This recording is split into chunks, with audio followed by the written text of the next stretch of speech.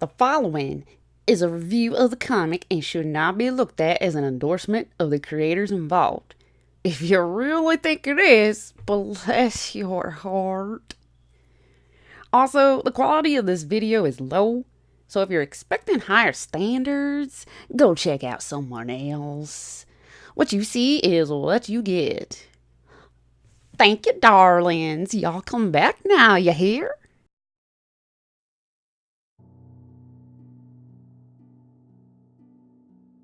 Hey guys, StarCraft here, and time to wrap this up, this week of the Dark Multiverse, with the Judas contract. And this one is the bleakest. I'll just say that right out of the way. This is the bleakest of the... Oh boy, it looks like I got lens flares going on. What, is Abrams directing this? Hold on. I can't help it, guys. Sorry, you have to bear with me on this one. I'm sorry.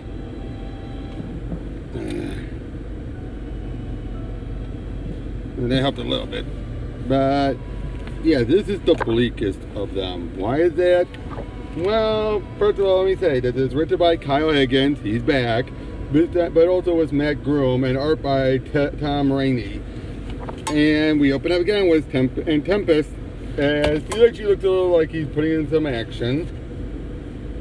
As he basically explains how, like, the different stories, how, you know, the regular multiverse is emphasized on justice, the Dark Multiverse seems emphasized on doom. As we also get the summary of the Teen Titans during this era, where Terra was a traitor, she was psychotic and all that. And how around the time when Wally gave up being the Flash, Dick was ready to give up being Robin and become Nightwing. He was on his verge to doing that. And, well, things went downhill because no one was there to try and help Terra. At least that seemed to be, that would be the way to solve it. But in this case, we actually have a B where instead of going that route, we have a B that Dick just notices something. He recognizes something in her when he was saying how he was trying to get out someone's shadow. So he goes and talks to Terra and finds out that Tara, that's her name, Tara, and tries to say, like, hey, you looked like you were trying to, and you had someone over you that you were trying to get out of the shadows of. And she's completely egregious to it first, like, how dare you say that? But he's like, no, I meant no offense. It must be rough having to deal with Geoforce. Geoforce? Yeah, your brother. Isn't that the one you were having over your having over your shoulders?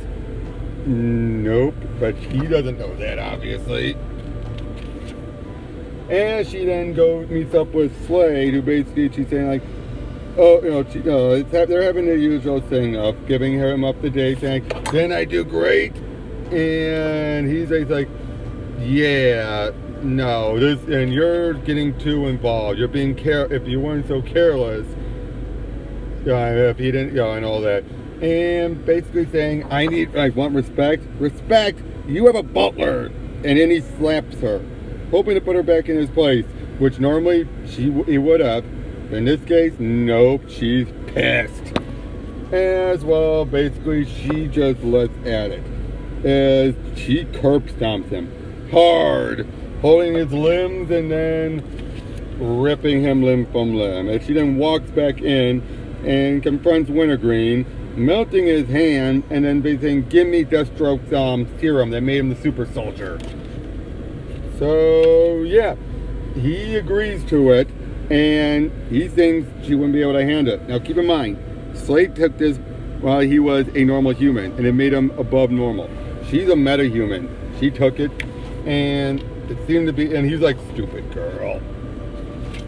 But he's up, and yeah, more dangerous than ever. As we see Raven and Beast Boy asking, wondering about where Terra could be.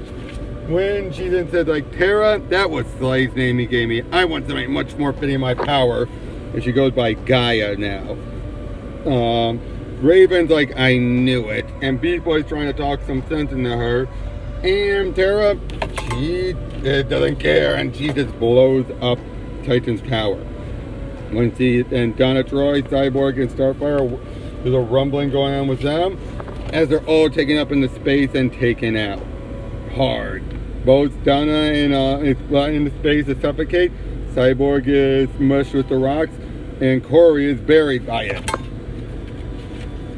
Then she tries to do the same thing for Dick Grayson, and he puts up more of a fight, which she even calls him out on. They say now, oh yeah, all the others, they're dead, by the way. And as Dick keeps on finding things, saying like, hey, I'm taking what you told me to heart. You got the wrong message, and Terra. As then Wally shows up and gives him his costume. They're ready to fight him, and you think there's going to be a brave effort, and at first it seems that way. They're actually putting up a good fight on against her, but as they charge in, she impales them so haphazardly. Yeah. Superman then shows up and puts up a pretty good fight as well. Basically saying how you can throw all this stuff at me, it's not going to do much. She even blows up the city using her magma, and she covered herself in earth to protect herself. And they keep on fighting, and he's basically like, you know, you can't burn me or bury me or break me or crush me or suffocate me. So basically giving up, telling her to give up. But then it's revealed she was concentrating this whole time as, well, he brings a whole lot of kryptonite there and starts to attack Superman with it. Then she starts using her powers to both attack other heroes and destabilize the Earth. Basically having it be, she's the only thing keeping it now standing. If anyone kills her, they destroy the Earth.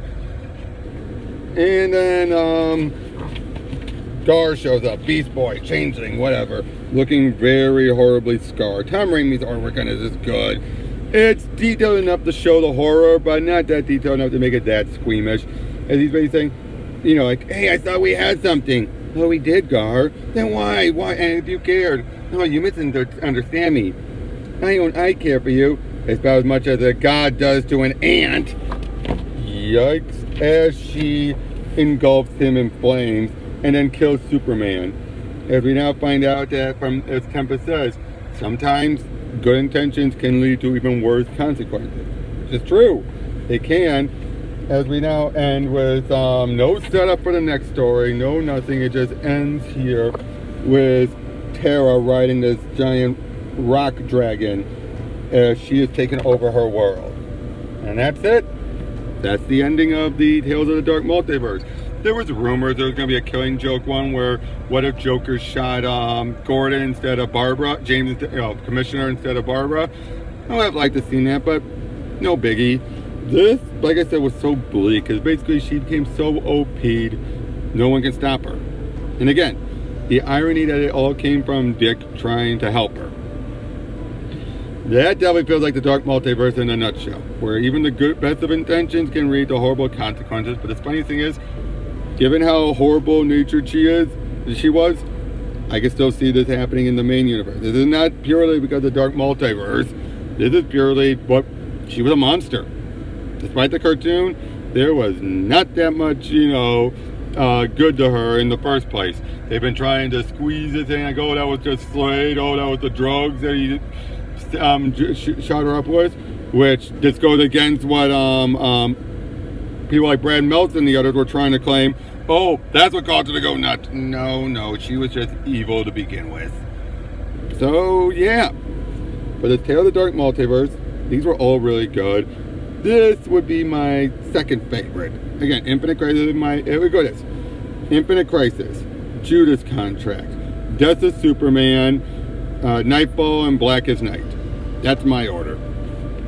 Actually, this and Death of Superman kind of go back and forth, depending on my mood. But for the most part, though, again, just so good. Kind of funny, actually, that both this and Death of Superman are both my second and third place, respectively.